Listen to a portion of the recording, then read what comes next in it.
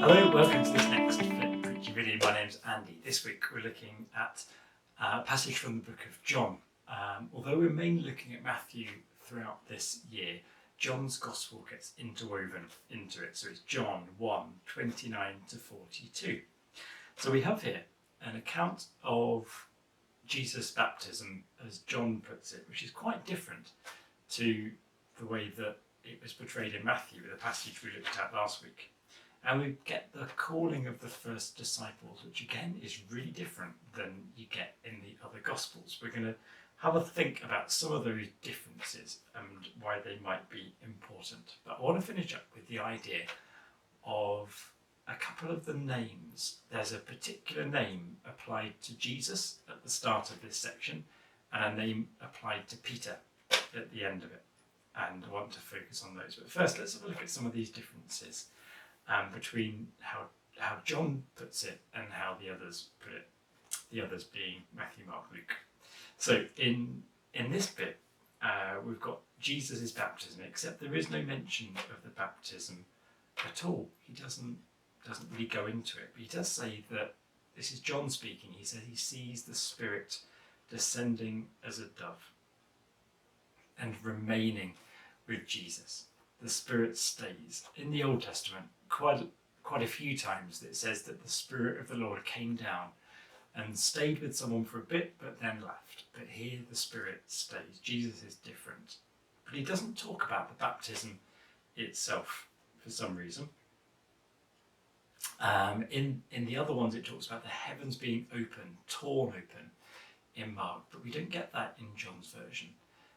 But later on, when Jesus is talking in verse 51, he does talk about the heavens being open there. So that sort of idea does weave its way into John's Gospel. But then we get the bit about the first disciples. Now this is really, really different. The first people to follow Jesus, it happens around about where the baptism happened by the River Jordan. It doesn't happen around the Sea of Galilee like it does in the others. And it says that Andrew and another person who doesn't get named were both disciples of John the Baptist. They were originally John the Baptist disciples, but John points them towards Jesus and they follow Jesus instead. They switch from being John's disciples to Jesus' disciples, as if John is slowly receding into the background and Jesus comes into the foreground. The disciples switch.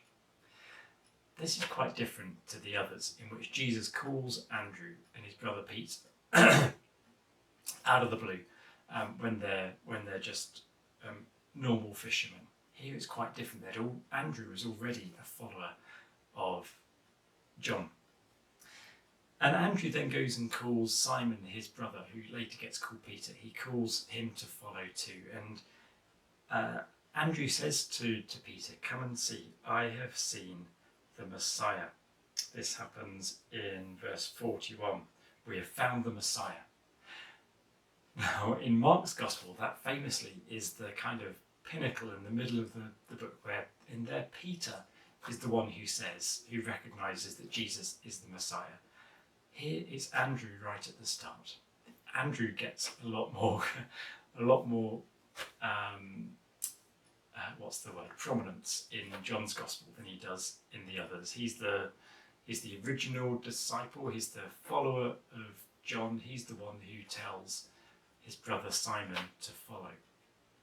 I wonder why he got a little bit written out of the stories in the other ones, or why John made him so prominent. We don't know. There were originally two disciples of John the Baptist who switched over.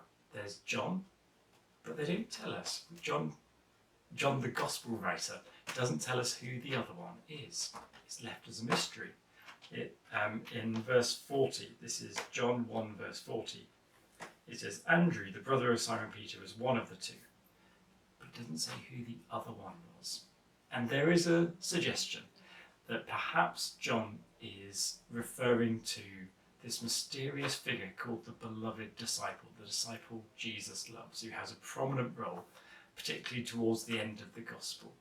Perhaps he was sowing the seeds of this figure here And some tradition thinks that that was John the evangelist himself. So perhaps John the evangelist, John who wrote this gospel, perhaps it's suggesting that he was there right from the start as a follower of John the Baptist, and then switching over to be the first disciples of Jesus.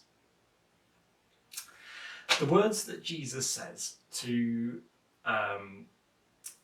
Andrew and to this mystery person, these are the first words that Jesus says in John's Gospel, and they're brilliant. The first words he says are, they are, what do you seek? What do you seek? What do you want? That's what Jesus says to them. What do you want? What do you seek? As if there's a deep longing for what Jesus offers. There's a deep longing in each of us. Ultimately, we're all seeking what Jesus provides, and Jesus articulated that to Andrew and his mystery person, and they both responded. And then Jesus says to them beautifully, come and see, come and see. This is perhaps using the language of wisdom, Sophia, the female personification of God, which we see in places like Proverbs and in other extra biblical books, where wisdom tells people to come and see, come and join us, come and see. And we see this language used again and again through the book of John. So Jesus starts by saying, what do you want? What are you looking for? Come and see. And that should be, of course, a message to us. What do we want? What really do we want? What are we seeking? What are we going for in life? And the offer is come and see, and come and find out. And there's a confidence that Jesus will be what they were after. So I mentioned the names at the start. I want to finish with this. At the start, John the Baptist, there's lots of Johns involved. John the Baptist says that Jesus is, behold, here is the Lamb of God. The Lamb of God. Jesus is called right at the start. And there are different interpretations of what that means. Here are three. One is that it could be, in the book of Revelation and in other bits which didn't make it into our Bible, there's an understanding, Revelation 17:14 precisely, there's an understanding that the Lamb will be the one who conquers the evil one. There'll be a final battle and the Lamb will be the one that conquers evil. Maybe he meant that. It does talk about, John the Baptist said, look, here's the Lamb of God who takes away the sins of the world. Maybe he's thinking about an apocalyptic end time figure where Jesus defeats Satan, taking away the sin of the world by defeating the source of the sin. Maybe, second option, it's a reference back to Isaiah 53, where it talks about he was led like a lamb to the slaughter. The idea that Jesus was the suffering servant prophesied in Isaiah. Third option, maybe Jesus is the lamb that was back in the Exodus story, in the very first Passover, they killed a lamb and they put the blood on their doorposts, and the blood meant that they were saved when the angel of death passed by. Maybe there's something of that. I wonder which of those works for you. People have argued about this. No one agrees on which of those is the right one. I wonder which you think. Finally, at the end of it, Simon, who is Andrew's brother, who was originally a disciple of John the Baptist, Jesus renames him as Cephas, which in the Aramaic, that's the Aramaic word for rock. And in Aramaic, the name and the stony stuff there is the same word. So it's a kind of a pun, a bit like calling someone Rocky. And there's something about the nature of Peter which meant that name stuck. Now, we as normal humans, we are the new Peter. We're meant to be Peter. Peter is the every man, the every disciple.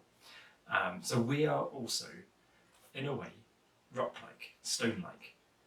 And I wonder what you think that means. I wonder if you think of yourself as stone-like. Perhaps it meant that the church was going to be built on Peter. But there's another possible meaning which I came across the other day, which I really like. Apparently in Jewish belief, stone things were sort of impervious, impenetrable, not porous. When they kept the water in the stone jars, and a little bit later in the book of John at that wedding in Cana, because stone didn't corrupt things. It was incorruptible. It was, bomb-proof. And I wonder if that's what they were saying about Peter, that he would be bomb-proof, incorruptible. In the midst of the evil of the world, he would stay pure.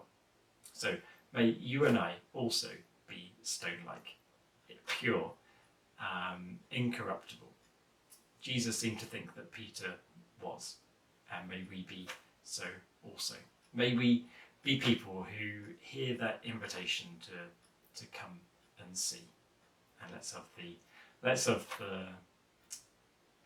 inquisitiveness to go and see what Jesus is calling us on to. Okay, there's an awful lot in this passage. I've rattled through that super fast, but I hope that's given you a few thoughts about this passage. Let me know in the comments below if you what you make of it and what you think this is about too.